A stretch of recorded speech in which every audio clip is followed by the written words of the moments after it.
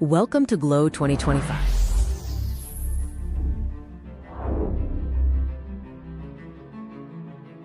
Get ready for the global learning for an open-world virtual conference, where global innovation truly meets inspiration, shaping the future of education.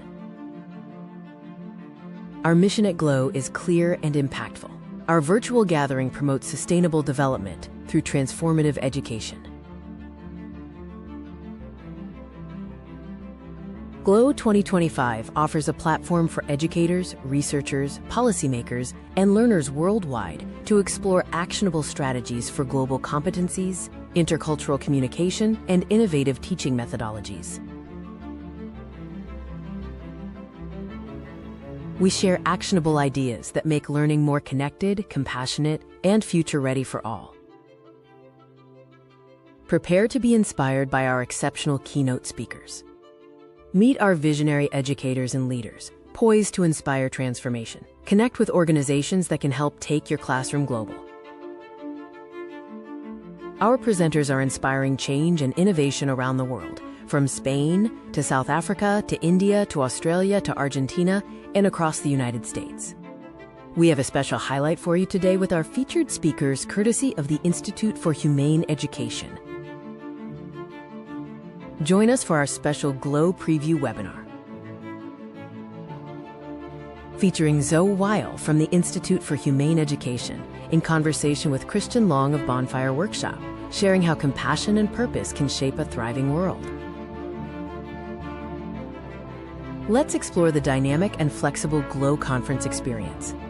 Participate in 2 inspiring days of live sessions, interactive workshops, and on-demand replays designed to fit any time zone. Choose a free pass for live sessions or go premium for full recording access and extended learning opportunities. Discover the heart of Glow 2025 through its powerful themes and global impact. We even have a special track for Spanish language attendees. Together, we're reimagining education for a sustainable, innovative, and compassionate world. Making a difference, one connection at a time. We can't wait to see you at Glow 2025. We appreciate the support of these leading global education organizations. Please visit their booths during the conference to learn more about their programs and opportunities. They are eager to connect with you. Register today for Glow. It is free to attend live sessions. If you would like access to recordings and other benefits, a promo code is available for paid tickets. See you online soon.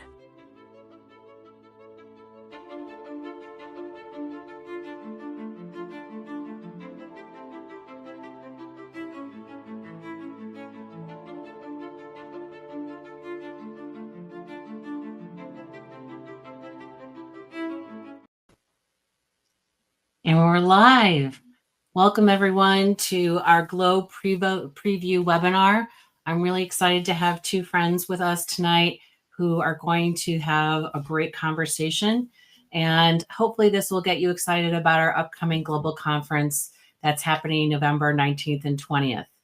This is the kind of, one of the primary goals of this conference is to help others find connections with others and projects, initiatives, organizations, and people. And these are Christian Long and Zoe Weil have been exemplars in that area. I've known Christian for, I don't know how many years now, Christian. I think it's been, I think we first met on a blogging platform many years ago when that was all new and exciting. And Zoe has been a supporter of our conference for several years now too. And so I welcome you, and I hope that you will introduce yourselves and share a little bit about your work and what you've been up to the last couple of years. I'm so excited to introduce these phenomenal educators to our Glow community. If you are a Glow presenter or please say hello in the chat. Anyone can say hello in the chat, but I would love to hear if we have Glow presenters in the chat as well. And we'll talk a little bit about the conference at the end of this conversation. So without further ado, thank you so much for being here, both of you. And I can't wait to learn from your wisdom this evening. Thank you, Lucy. Lucy, really appreciate you. Appreciate the invitation. Zoe, I am delighted to be back with you. This is very selfish for me that I just get to be with you. And lots of ways that we can introduce the work that you do. But I'll just put a little plug for something you and I share beyond that. You and I hold Maine in our hearts and in our bodies. You were fortunate enough to stay there long term. I have spent many years just joyful to get back when I can. But how do you enjoy describing the work you do? Like when you really say it in a way that you just feel great in that moment, how do you actually describe your work in IHE? So before I answer that, it is a joy to be with you. We haven't seen each other in way too many years. And so thank you. It's funny, I actually described the work I do today because I was speaking at Brewer High School. You remember Brewer High School. You probably played against them. They were competitors. Yeah. And so I was speaking to some of the high school students today. They were interested in what is humane education. And I'm the co-founder of the Institute for Humane Education. And I describe our work as trying to build a society, a world that is peaceful and just and humane for everyone, for people, for animals, for the environment. That's what I get to do every day, is to help build that world through education. And what I was telling the students today is, as we try to think about how we can make the systems in our world, in our societies, more equitable, more compassionate, more sustainable, I talked a little bit about those systems, systems like production systems, food systems, energy systems, transportation systems, political systems, economic systems, or all these systems. And I work in the education system. And what's different about the education system, it's not just one system among all these many systems. It is the root system lying at the root of all of them. And so that's what I'm trying to influence and change. Well, thank you. I think anyone just watching this, listening to you, just knows there's joy in that answer, like how you come across as you describe the calling and service in many respects. So two things that I've always appreciated about the work you lead, the work you're involved in, and also what it represents is there is a non-negotiable relationship between we as human beings, the natural environment around us, and living creatures of all varieties. And that those aren't just important to consider, but it is impossible to imagine that collective relationship not existing. And in many respects, what you and IHE do is that you ensure that we keep that like at the heart of everything, right? It's not just, let me be thoughtful about the environment. Let me be, an advocate or an ally for a critter I love, or let's be better humans. It's like we start with a connection. Would you just say a little bit about that? Because that's my interpretation, but it's what I've always carried with me since first meeting you.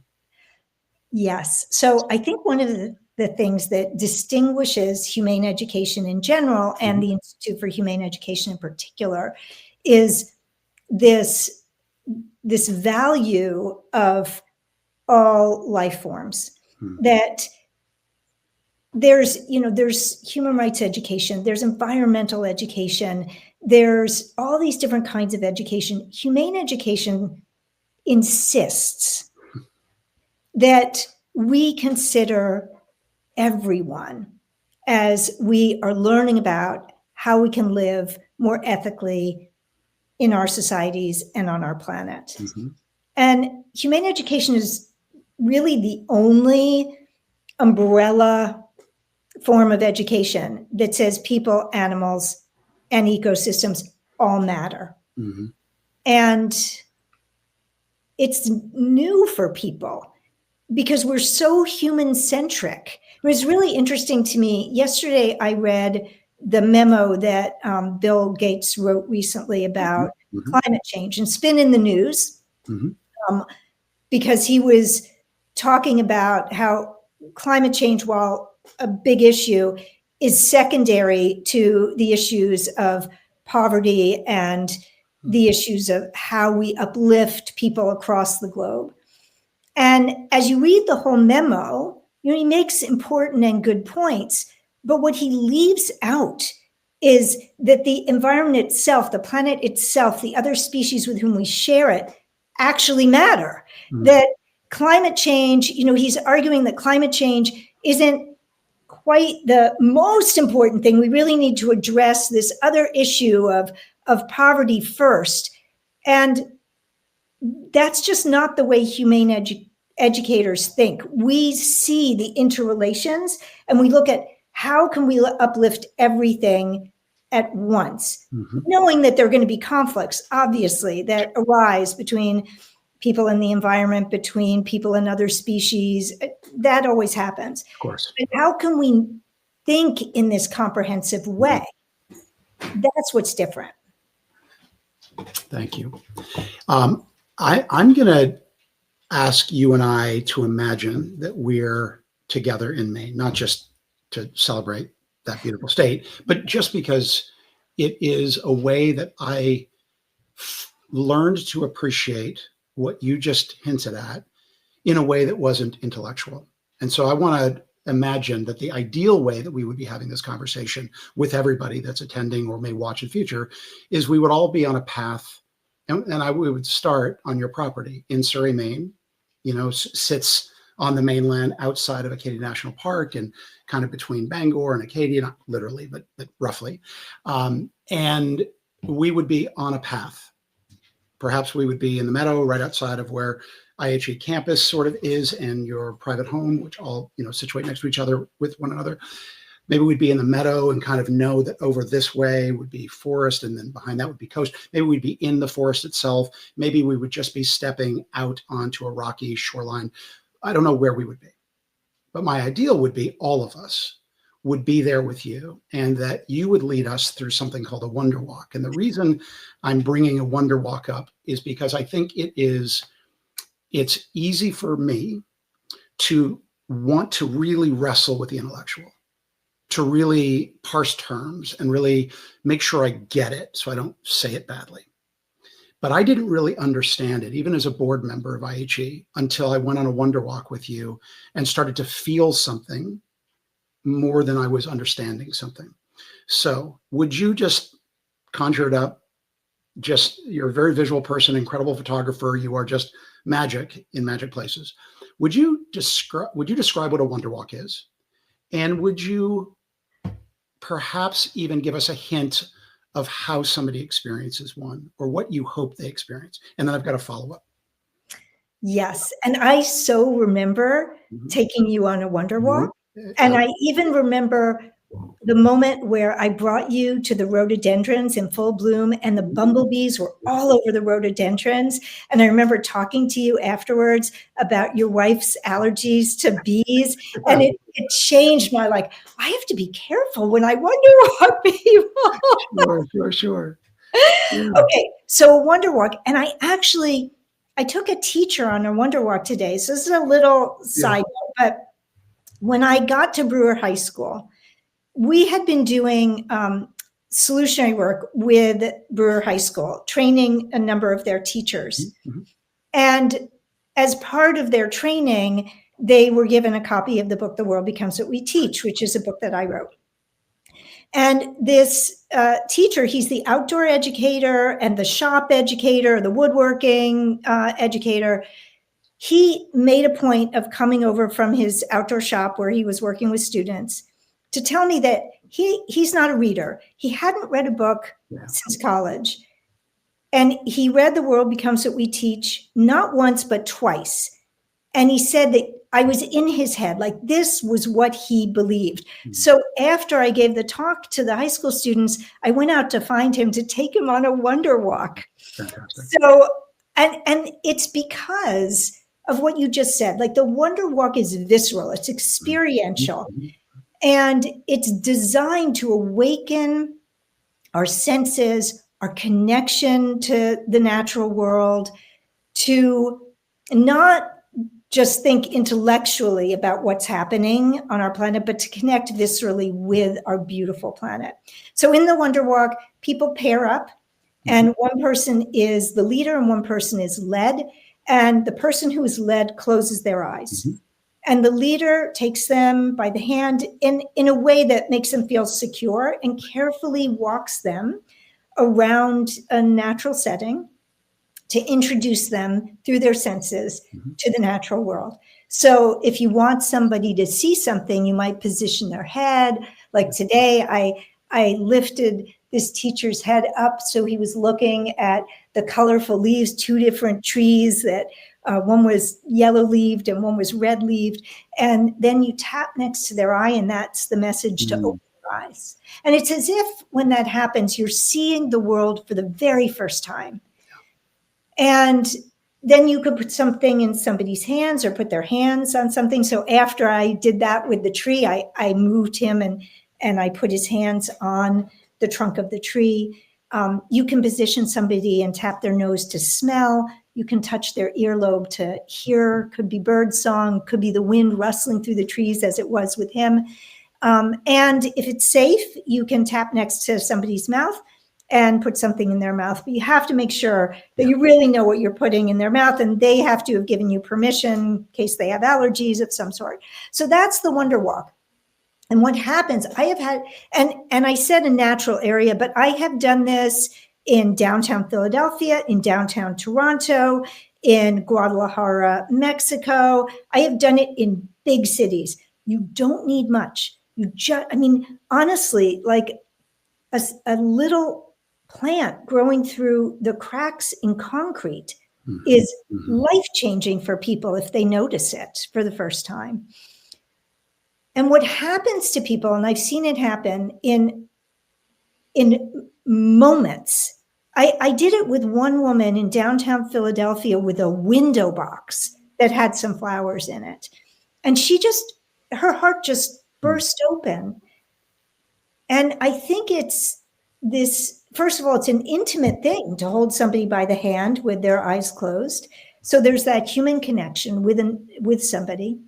And when kids do this with each other, it is just so beautiful to see. And then it's just really sinking in to an awareness of our senses. That's the description. It's a pretty wonderful one. I do remember thinking about, in some respects, I was in a place that I had already visualized, had already walked a little bit, but the experience wouldn't have happened if I didn't trust, let go, whatever that means to somebody, just to put my trust in another living being. Right? It's very subtle, but it's extraordinary. And to allow them to position, to reorient me, right? In some respects, these conversations about the interrelated connections of an ecosystem, like all of the parts of an ecosystem, that we aren't the dominant, but we are of it. The only way to get there is to have a reorientation, because in some respects, we have to see it, feel it, sense it in ways we have never. But also, when I think about what you just shared, you're gifting somebody a chance to return to what was already there. And whether it's like in the operating system of a living creature or in the gut biome of our own digestive tract, or the soil that is, the conditions by which all things grow, or et cetera. So, but I'm really reminded of what happens when you allow somebody to help you reorient. And it's both the noticing, the wondering, the sort of momentary awe, the momentary just like, whatever that is, but it's also connected to letting go of things.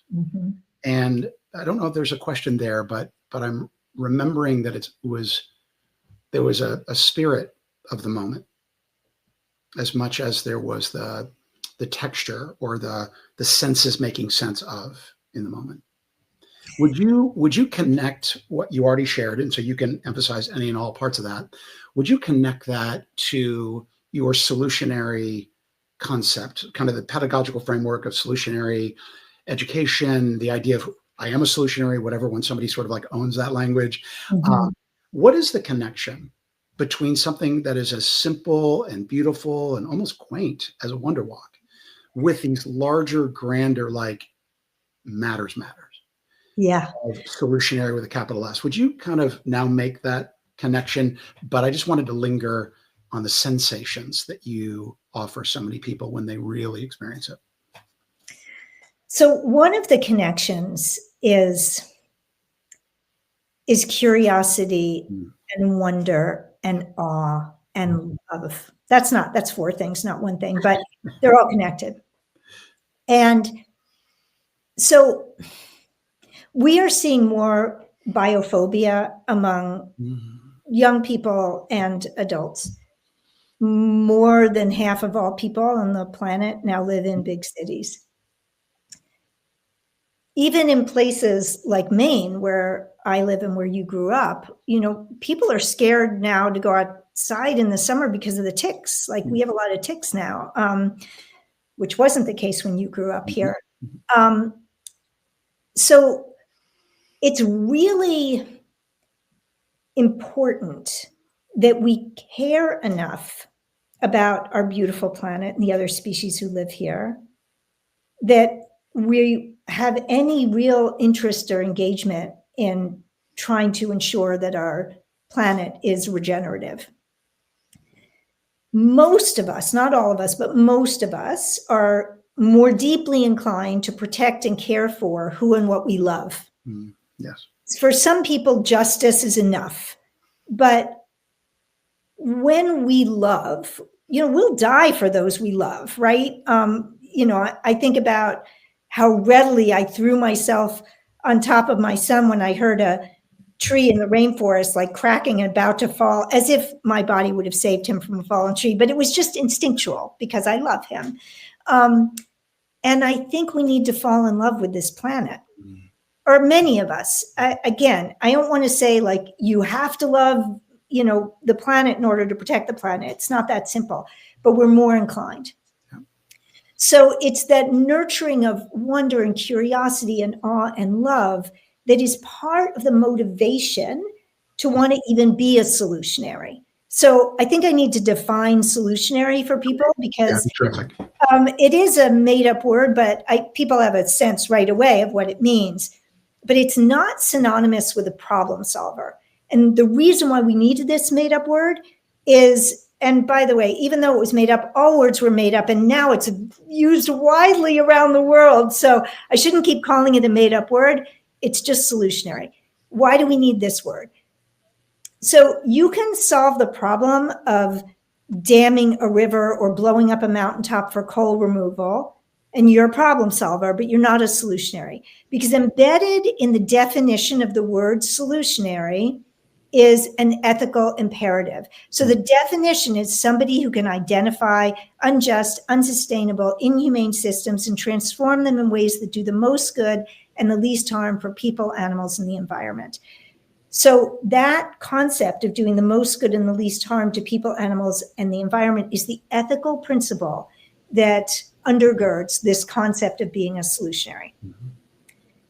The other thing a solutionary is not a humanitarian. Now, they may also be a humanitarian, hopefully they are, but a humanitarian, and hopefully we're seeing lots of humanitarians heading to Jamaica and Cuba and the Bahamas right now to help because there's been a terrible disaster with Hurricane Melissa. We need humanitarians. Humanitarians, though, are not looking at the systemic structures that cause the problems. Solutionaries are doing that. So is that your dog? It could have been mine, except I'm a few rooms away. So that definition is important for people to remember. Looking at the causes of problems, solving them at the systemic or root cause level, and doing so in a way that does the most good and the least harm.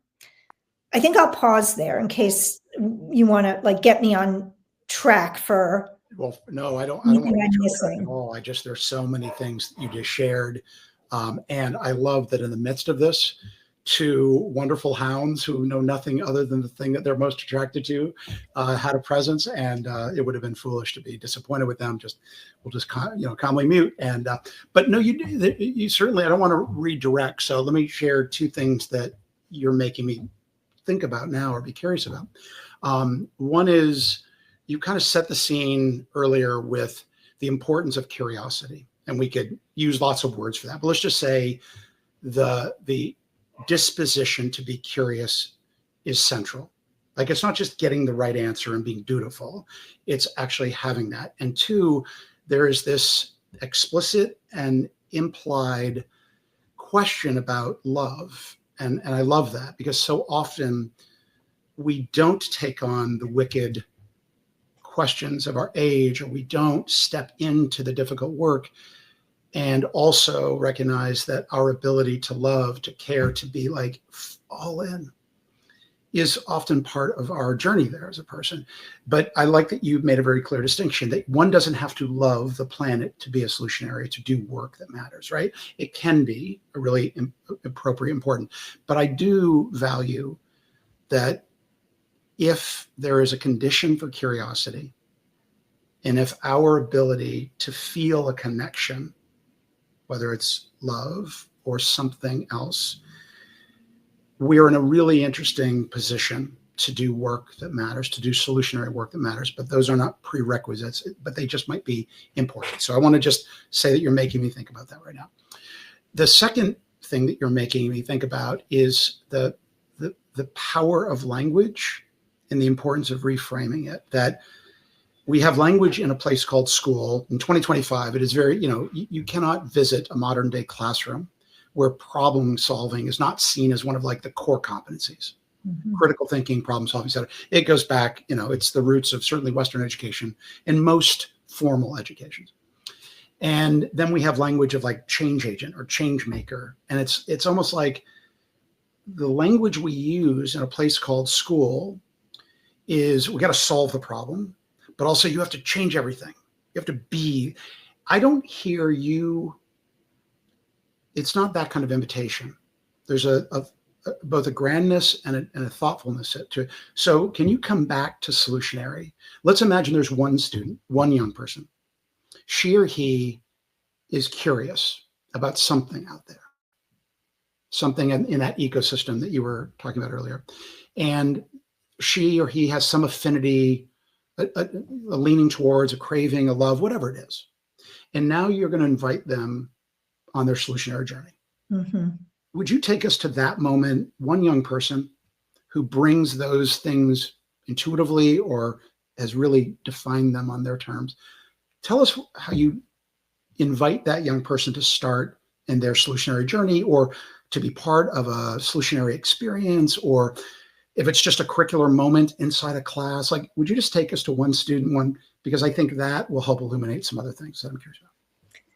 I will. And it's an interesting question.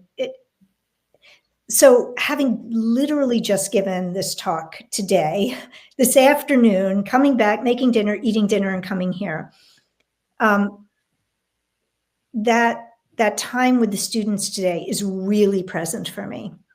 And I think I'm going to answer your question in relationship to today's visit with them and introducing them to the solutionary concept. Perfect. So what I didn't do today is I didn't really take them through the solutionary framework. So at the Institute for Humane Education, we've developed a framework. It is a 4-phase process of identify a problem, investigate it thoroughly, innovate a solution, implement a solution. This is what we are training teachers. We have a solutionary micro-credential course, and we have teachers all over the world who have taken or are taking this course to be able to bring this framework to their students. That isn't what I talked about with the students today, because it wasn't the beginning of the journey. And you just asked about the beginning of the journey, that one girl or boy. Where do you start? So I'm going to tell you what I did with them. Perfect. And just know that on the other side of that is this rigorous valuable, useful, practical framework that any teacher can use and they can use in their setting. But I started off by asking the students if they thought that it was likely that in their lifetime, the world would become just and regenerative and healthy and humane and peaceful.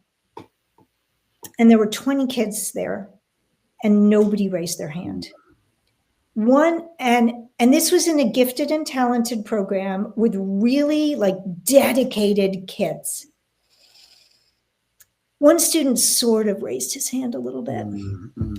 Then I asked them to raise their hands if they thought the reverse, if they thought it was more likely that things were going to get, worse. And almost all of them raised their hands. And then there were some who just weren't sure. And then I said, I'm going to revisit this question at the very end of my time with you today. And I did. So then I asked them, tell me what you're concerned about. What are the issues you care about? And they had all the issues you can imagine, right? Like the ones that we all care about. They're concerned about democracy. They're concerned about division and polarization and human rights abuses and the environment. They're concerned about it all. And then I led them through a few stories and a few questions. And many of them were taking notes, and they had their computers open and were typing things I was saying, even though they didn't have to, and I never asked them to. But I did say, I want you now to get out your notebooks, write or put it in your computer. I have 3 questions that I'm going to ask you. And these are questions for your life. And the first question was, what problems or issues in the world and in your life most concern you? The second question is, what do you love to do? The third question is, what are you good at? And I said, you're going to be answering these questions for the rest of your life. This isn't just like you don't know all the things you love to do. I don't know all the things I love to do. There's always new things. We don't know all the things we're good at. We know the things that school or society measure and tell us we're good at, but we could be good at so many different things. But what I said to them is, if you can find the place where the answers to these 3 questions meet, your life's golden because it's full of meaning and purpose and community and likely joy. And those 3 questions help them go on their solutionary journey. I shared with them one of my favorite things that Mahatma Gandhi ever said when asked by a reporter, what is your message? And it was on a day when he'd taken a vow of silence, because we know he had a big message. But on that day, he jotted down on a piece of paper, my life is my message. And I shared that with the students. And I said, your life is your message too. Each of our lives is our message. Are you going to live in a way where you're really living your message? And so I introduced them to the concept of the 3 I's of inquiry and introspection and integrity. So that goes along with the solutionary work.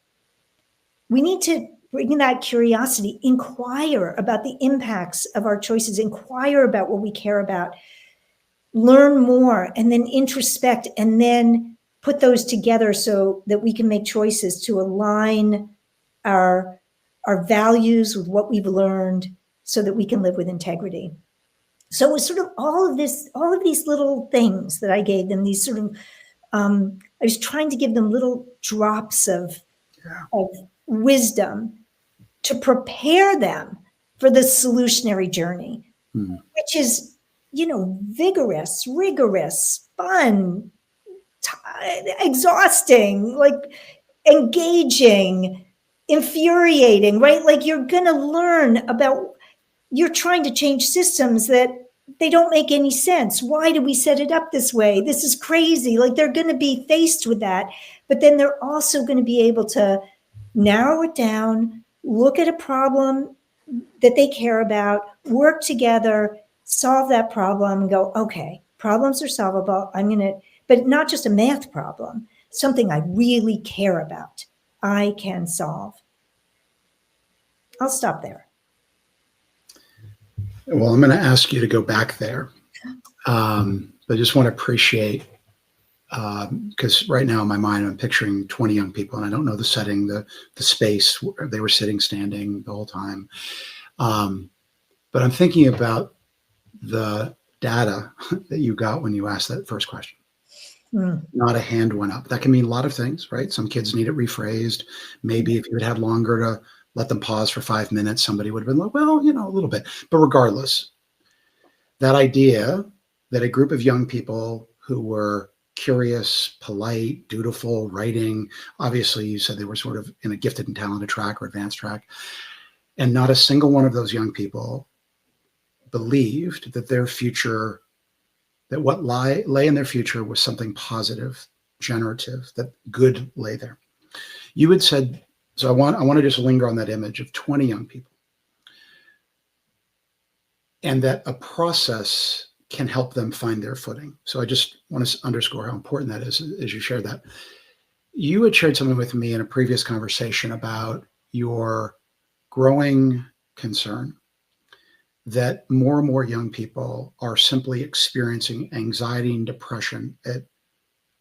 It wasn't about a particular percentage or compared to kids a year earlier, but it was just this growing, unavoidable sense that young people are both experiencing anxiety and depression for lots of reasons.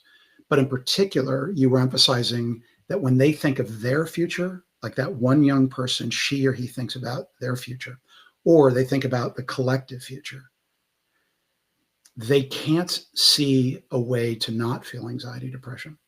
So in some respects, you brilliantly set up the implication that a solutionary education, the frameworks, like that can set up the conditions for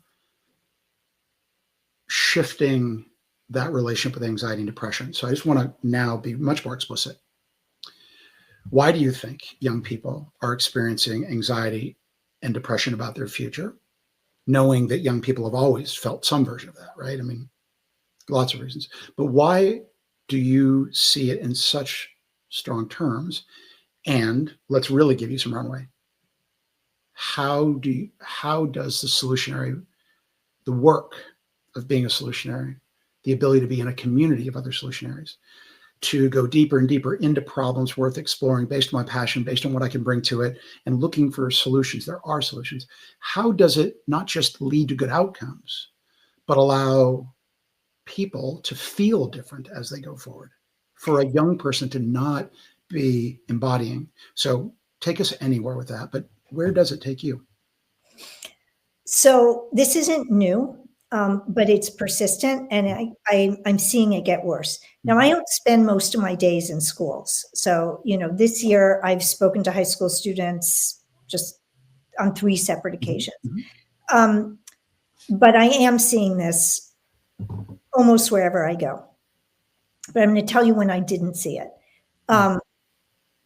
And by the way, I did loop back. I said that I would return to that question with these same students. And by the end of our time together, and we were only together for an hour, I said, I want you to be honest again. Raise your hands if you feel it's a little more likely now. And now most of their hands went up. Okay. And part of that was also sharing with them the ways things have gotten better in my own lifetime. I mean, so many things have gotten better in my own lifetime. Other things have gotten worse, but things can be bad and better at the same time. And so I like to remind them of that. So you asked the question, why do I think this is the way it is with so many young people feeling this way? I think there are a lot of reasons for it. I don't want to speculate on all of them. I'm just going to say it's real. And we know it's real that, kids have... Lots of people are studying this and finding growing rates of anxiety and depression among kids.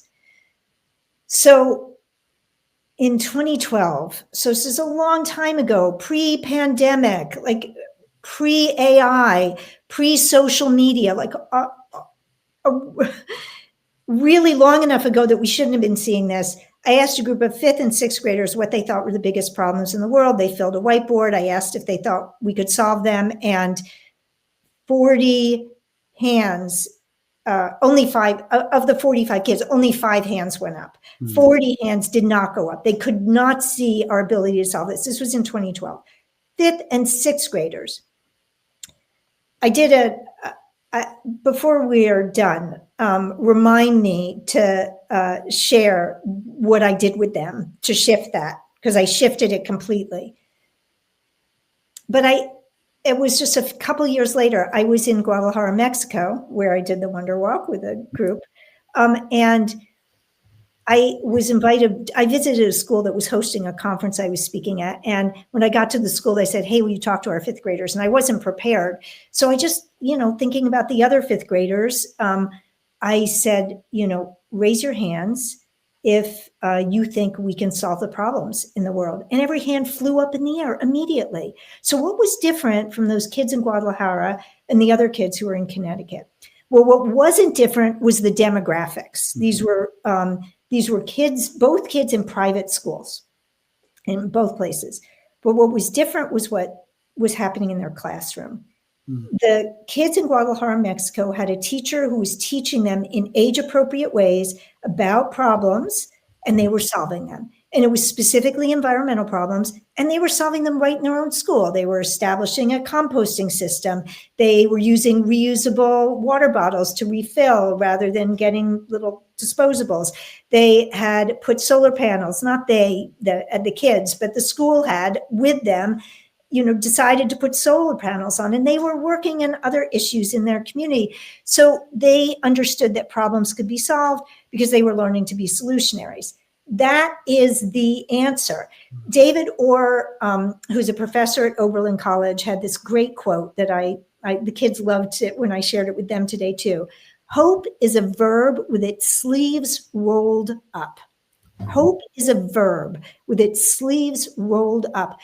So much of the hopelessness, the anxiety, and the despair is we are not giving kids the opportunity in school to use the academic skills that they are gaining in service of what they care about, what they see around them.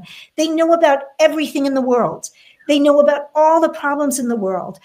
In that Connecticut school in 2012, there was a fifth or sixth grader who, when asked what are the biggest problems in the world, said sex trafficking. That was then. Imagine what they know now.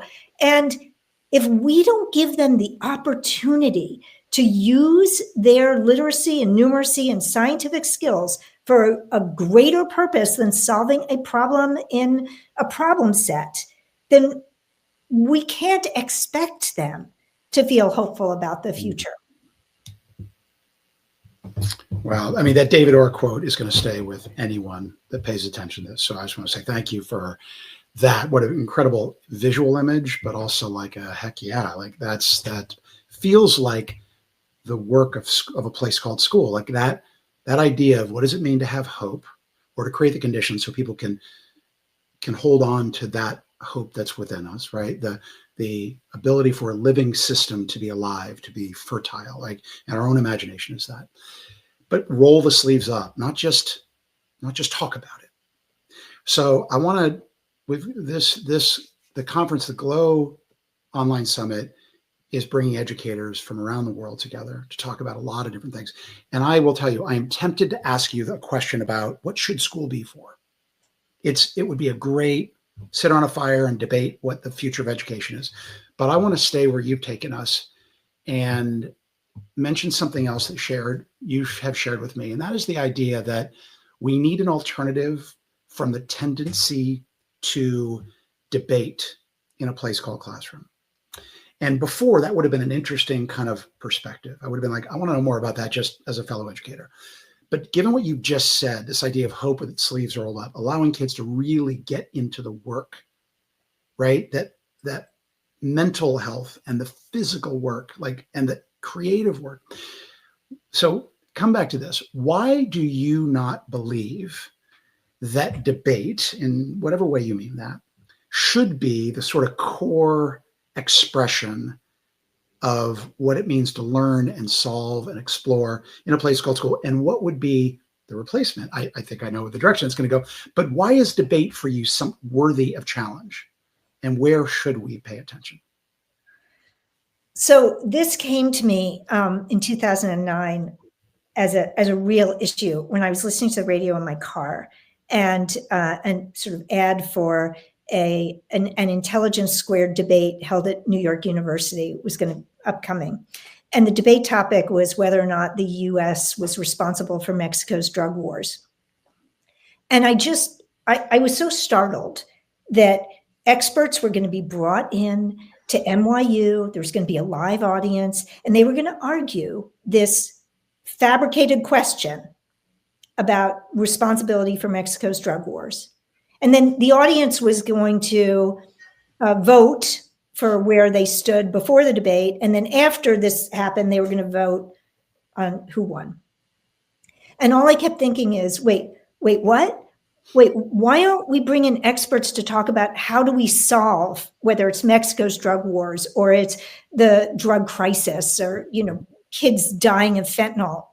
Why aren't we looking at that? Why are we going to argue at this sort of high level? And yes, when we have debate clubs and debate teams at school, kids learn really great skills. They learn research skills, investigation skills, persuasion skills, critical thinking skills, all these skills. But they can gain those same skills and many more if the goal is, how do we solve that underlying problem? What is the underlying problem? Like, debate topics are structured in a way that it's a binary, but it's a binary on who's right or wrong, as opposed to what are the underlying problems?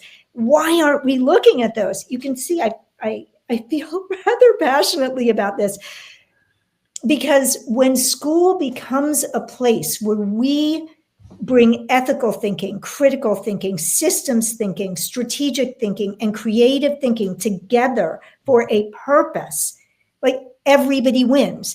And even the whole debate framework is that there's going to be a winner and a loser. Don't you want everybody to win? It seems so obvious to me. And I'll tell you one last story in relationship to what we've just been talking about, which is, so as I said, we have teachers around the globe who are learning through our solutionary micro-credential to bring this kind of solutionary framework to their classrooms. And there was a teacher in Chile, and this boy and his classmates, they articulated that they felt that they were going to be the last generation on Earth until they did their solutionary project.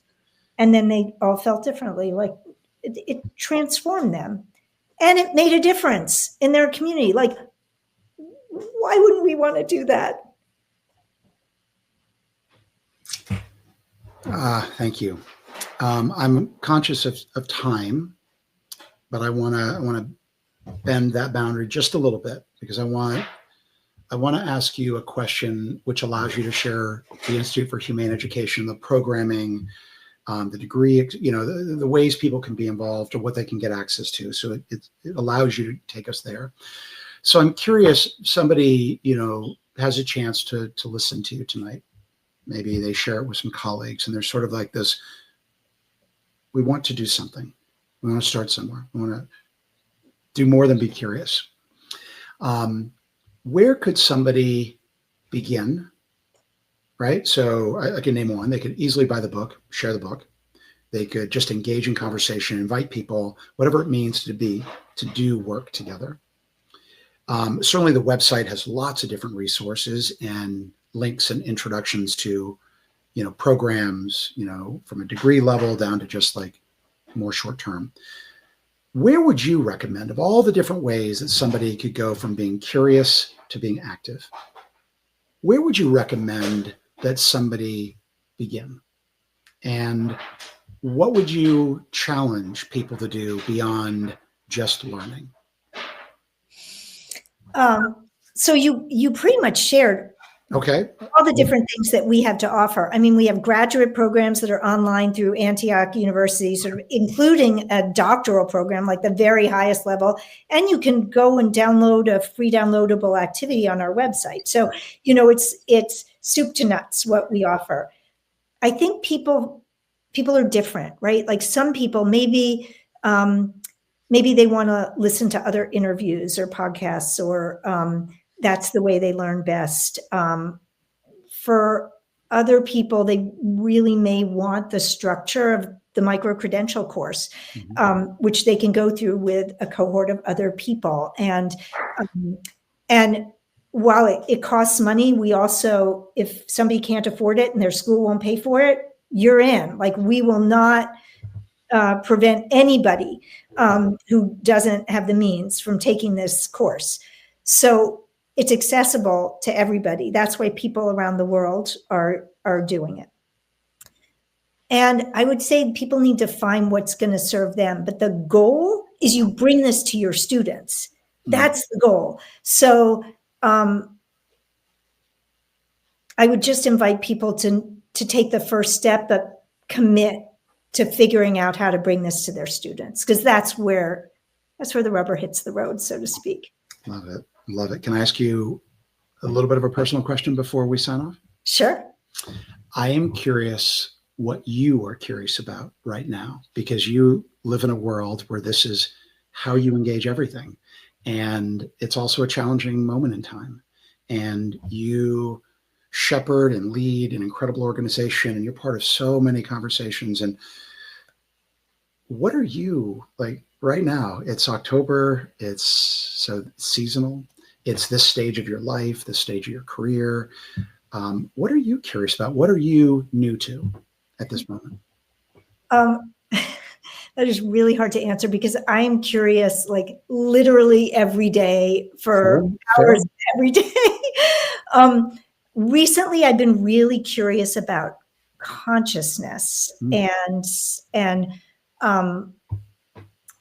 what it really is and how it evolved. Very heady quantum mechanics kind of stuff has been occupying me recently. But I realize I have one other thing to say, which I said, remember to loop me back on this. What did I do for those students who couldn't imagine a better future, and who thought we couldn't solve the problems in the world? So I want to tell everybody what I did, because I did it today with the students who I spoke to. And that is a guided visualization. And it's a guided visualization which I invite the students to imagine that they're very old and approaching the end of a long and well-lived life. And I paint a picture of a world that is really different, right? It's a world with clean air and clean water and species recovering from extinction and nobody going to bed hungry, and where there hasn't been a war in as long as they can remember. And then I invite them to imagine a child coming up, talking to them and asking, how did everything change? And then the child asks a final question, which is, what role did you play in helping to bring about this better world? What did you do? And without fail, that guided visualization has a really profound impact on most people, kids and adults, because they suddenly realize, like, wait, I'm responsible too. I have agency. And when they take that step in their imagination to take responsibility and claim that agency, it transforms how they feel about the potential to create that better future. So anybody who's listening to this, I invite you to sort of imagine you're answering that child's question. What are you going to do? And because I imagine that most people listening to this are educators, you create the future. Your students are your heirs. So that's incredible. It doesn't surprise me knowing you, but that idea that we're all invited to name the role that we played that made that more ideal future possible. So thank you. Thanks for everything you have done. But thank you for the way that you shared and you guided tonight. Really appreciate you. Well, thank you. Thank you for your beautiful questions and for your beautiful soul. It is just a joy to be with you, Kristen. Well, likewise. Well, I don't know if it's next time or the time after that, but I would love to get on a trail with you again and experience it. There's a bed for you here anytime. I know. I will take you up on it, I promise. Excellent. Hey, I'm here again, and I just want to thank you for a lovely conversation that is the perfect end cap to the day for me. Oh, This is like, I spent most of the day listening to young people from all over the world being solutionaries, basically, um, feeling like they were empowered to take action. And so this is just the encapsulation of all that. So I really, really appreciate that. Zoe, what are you going to talk about at Glow? Is this going to be similar conversation?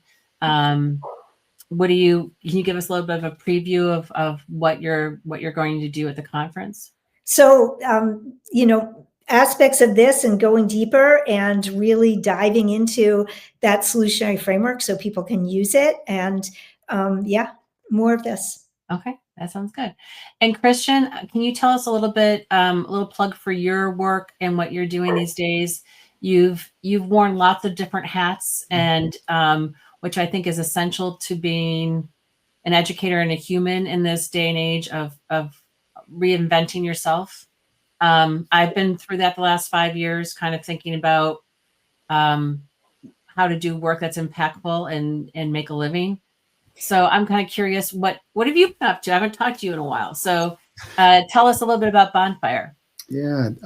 Short answer is that Bonfire for me is being incredibly curious about how do we create the conditions for us to thrive as we're going that way. So if there is design project work that we're involved in, and there's some sense of creating this ideal future or this innovation or repositioning an organization or a brand, place called school, whatever it might be, what I have long since been curious about is how do we not just wait for that thing to take place, but how do we begin to experience it along the way? And I think what you talked about tonight is just a brilliant example. No matter what that desired outcome is, we have to care about each other and what we experience along the way. So Bonfire really just puts a lot of energy into how do we create the conditions to develop a project that allows us to thrive as we're doing the work, not just if the work is successful.